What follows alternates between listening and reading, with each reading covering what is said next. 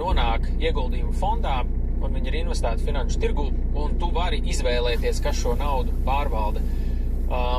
Labā ziņa ir tā, ka ir apmēram 30 ieguldījumu plāni, no kuriem tu var izvēlēties. Sliktā ziņa ir tā, ka ir 30 ieguldījumu plāni, no kuriem tu var izvēlēties. Tur ir ļoti labi, tur ir diezgan traķīgi. Arī, ja tu neesi pārbaudījis, ir vērts pārbaudīt, kurā tu atrodies, bet tas no tevis aizņems varbūt pusstundiņu izvēlēties nomainīt pensiju plānu, bet tas var nozīmēt 10 000 starpību dzīves laikā. No tā 10 000 starpību tavā pensijas uzkrājumā. Man blogā, manā mājaslapā valters.lv, tur var atrast rakstu, kur ir praktiski padomi, kā norientēties tā otrā pensiju līmeņa kontekstā, kā arī šādu informāciju sūta e-pastos. Tajā pašā mājaslapā var pierakstīties arī e-pastu saņemšanai, tad reizi sestdienām iznāk interesants e-pastīšu par ieguldījumu tēmu, kuras arī bieži vien ar šādiem solīšiem palīdz izskaidrot. Pirmais ir sakārt otro pensiju līmeni, tā ir tāda pamathigiēna. Otrais, ko tu uzreiz arī var izdarīt, ir atvērt trešā pensiju līmeņu kontu vai uzkrājušo dzīvības apdrošināšanu. Super vienkārši rīki. Es šeit tēmētu investēt vismaz 10% no bruto algas, jo tas ir tas līmenis, pie kura tu vari dabūt iedzīvotāju ienākumu nodokļu atvieglojumus, iesniedzot kādu ienākumu deklarāciju. Un es personīgi investētu 10% no bruto algas, reinvestētu IN, saņem to, es pēc tam reinvestētu atpakaļ. Ja jautātu man, es drīzāk skatītos trešo pensiju līmeni, nevis uzkrājušo dzīvības apdrošināšanu, jo, vidēji tajā es esmu novērojis labākus piedāvājumus nekā otrā. Un te ir atkal atceroties to pātagas principu. Bieži cilvēkiem liekas, es negribu iesaldēt naudu līdz 55 gadu vecumam, kas ir trešajā pensiju līmenī. Uzkrājušās dzīvības apdrošināšanai, tad ir tikai 10 gadu līgums jānoslēdz. Bet atceroties to pātagas principu, tu zini, ka tev jebkurā gadījumā ir jākrāj tam pātagas mērķim. Un ja tev tā nauda līdz 55 gadu vecumam ir iesaldēta, tu zini, ka tu netiksi viņai ātrāk klāt. Un tas ir man personīgā skatījumā pat pozitīvs aspekts, ja tu gribi krāt tam ilgtermiņam. Šeit galvenais, ko es skatītos, ir komisiju maksas.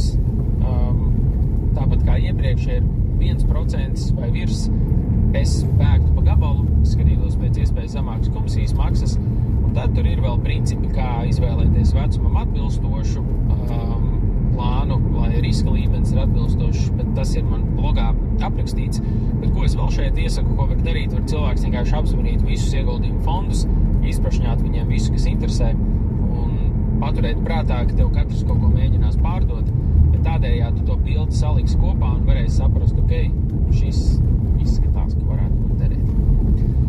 Trešais lielais solis, ko es darītu, kā nākamo, es fokusētos uz kaut kāda veida ilgtermiņa investīciju ārpus trešā pensiju līmeņa uzkrājošās. Kaut kas man ilgtermiņā varētu aizvietot to cilvēku kapitālu. Es personīgi saprotu finanšu tirgus, IDF-us, indeksu fondus, ieguldījumu fondus. Tas ir tas, ko mēs mācām par neatkarīgu investoru. Tas ir arī tas, ko es personīgi daru. Man nav nekustamie īpašumi. Es negribu menedžēt īrniekus. Es nesaprotu nekustamos īpašumus. Remonti nav mana lieta. Tā kā varbūt tev tieši tas interesē, varbūt tev nekustamais liekas foršs, liek justies labi, ka tev ir fizisks aktīvs, ko tu vari redzēt. Izglītojies par to, skaties tajā virzienā. Varbūt gribi biznesu veidot, piemēram, es arī esmu uzņēmējs, un es domāju, man bizness vienā vai otrā veidā būs visu dzīvi. Tā arī man ir lieta, uz ko es skatos kā tādu, kaut ko es varētu pārvērst nākotnē par pasīvu investīciju.